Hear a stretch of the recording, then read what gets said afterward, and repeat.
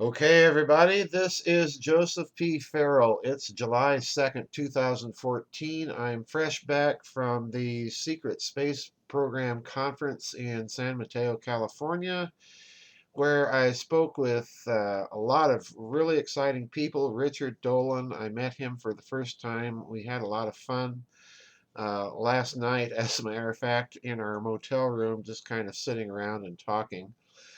Carol Rosen, Dr. Carol Rosen, famous, of course, for the Von Braun Rosen affidavit, and Catherine Austin Fitz, and Mark McCandlish, and Michael Schratt. We've had a really good time. So I'm fresh back from that, and of course, I want to thank you all for putting up with my absence and the pre scheduled blogs.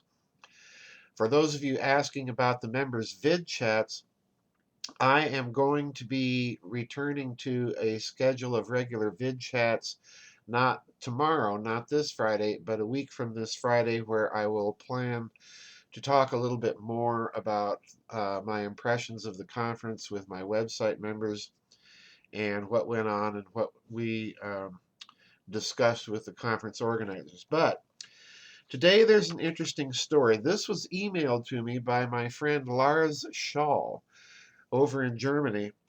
And Mr. Schall does a lot of financial reporting, but he emailed this one to me because he thought it was a significant story. I'm going to put the link up so you can actually read the article that I'm about to read to you. And I know I normally don't read an entire article on these news and views, but this one is so important I want to, and then make a couple of very brief commentaries at the end and give you the link so that you can go to the article and see this for yourself.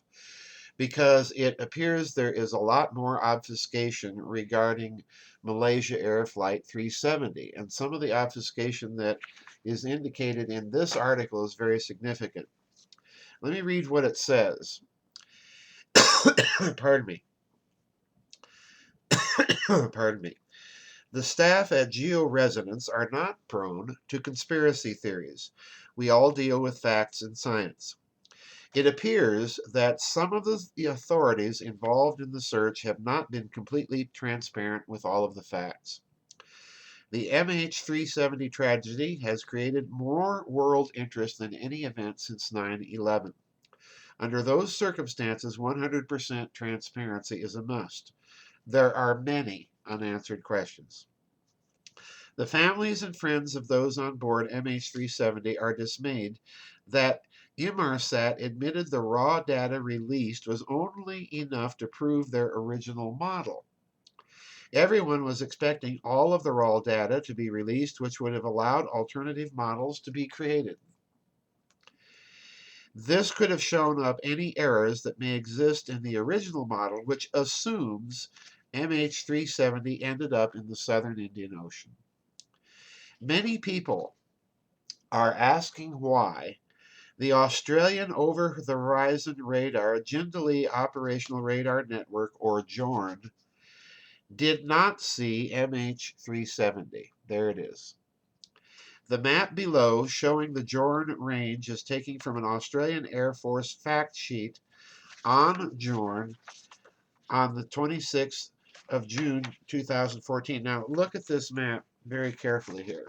It may be a little hard to see for those of you who can't get the link, but there you see the JORN radar range according to the Royal Australian Air Force. All right.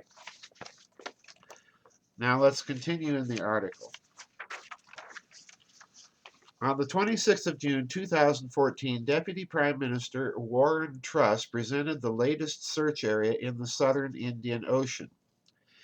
It is clear that if MH370 did fly along or land on the assumed Inmarsat Southern Arc flight path, then JORN would have seen it to the northwest and west of Australia. One report suggests the Laverton-based radar may have been looking north for asylum seekers arriving by boat. If this is reality, it would have been looking to the north and west of Christmas Island, as that is where nearly all boats head or pass when making it to Australia from Indonesia. No matter which direction the Laverton radar was looking, whether north or west, it should have seen a large commercial aircraft on the assumed southern arc. Angus Houston reported the GACC and Martin Dolan, chairman of ATSB, have stated numerous times that the Inmarsat model of a southern arc is a fact. Family members and experts are asking the Australian authorities why Jordan did not see MH370 if the southern arc is indeed a fact. They have been given flawed logic on radar direction, but many silent independent investigators will be asking the Australian government many questions on this topic. The families are asking why subcommercial cargo remains unidentified. Considering the scale of this tragedy, all details must be released. The families want to know why the Malaysian government would withhold such crucial information. The families would also like to know why Rolls-Royce will not release data on pings sent from MH370 at 2:25 a.m., 2:27 a.m., and 8:19 a.m. The pings at 2:25 a.m. and 2:27 a.m. are out of the ordinary, as pings should be normally sent every hour only unless there is a problem with an engine. Pardon me, with an engine. The data would normally include engine performance details as well as other aircraft data.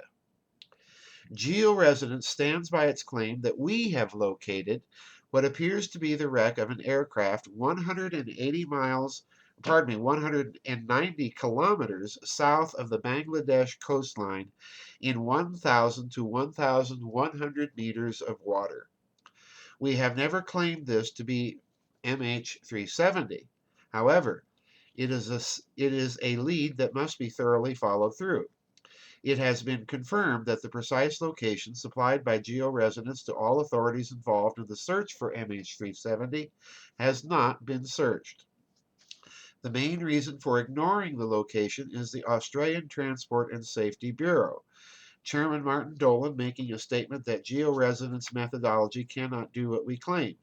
This is without ever having anyone contacting georesonance for a technical presentation. This slanderous and ignorant statement by a senior public servant is unfathomable when georesonance regularly produces accurate results for commercial clients around the globe, unquote. Now that's basically the whole article, which I left out one final statement that georesonance made, wishing the families of the victims of MH370 the best in their search for their loved ones. But now let's look at something here, folks, that disturbs me mightily, because ever since this story began, we've had nothing but a continuous stream of obfuscated data from almost every nation involved in the search, from Malaysia to Australia to India to the United States and so on. We've had an endless stream of obfuscated data. Now we're learning that the pings from the Rolls-Royce engines on the aircraft were of an abnormal nature. Instead of once every hour, it gave out two very quick pings at 2:27 and 2:25, and then again at 8:19 in the morning. So this is disturbing, and there's no explanation coming forth from Rolls-Royce, nor is there any data. And the second thing we notice is the mention of another possible wreckage site south of Bangladesh rather than the Indian Ocean and in relatively shallow water. And you'll remember that my chief concern about Malaysia Air 370 that I voiced very early on is if they start talking about this flight going down in the Indian Ocean, look out.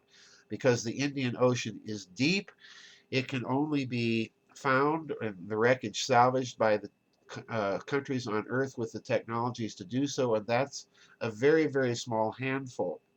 So what we're looking at, I think, is further obfuscation of the story that raises the bar of suspicion tremendously. Now, the Bangladesh wreckage site is interesting because if it is true that we're going to point fingers at the Australian government for not releasing JORN data from their over-the-horizon radar system, if we're going to point fingers in that direction, then we might be asking the Indian government what it saw on its radars that are looking east, all right, towards Bangladesh.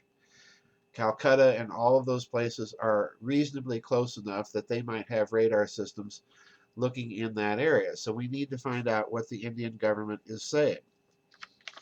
The bottom line for me in all of this, folks, is that it appears the Indian Ocean story, the Indian Ocean crash, has some serious flaws that need to be explained.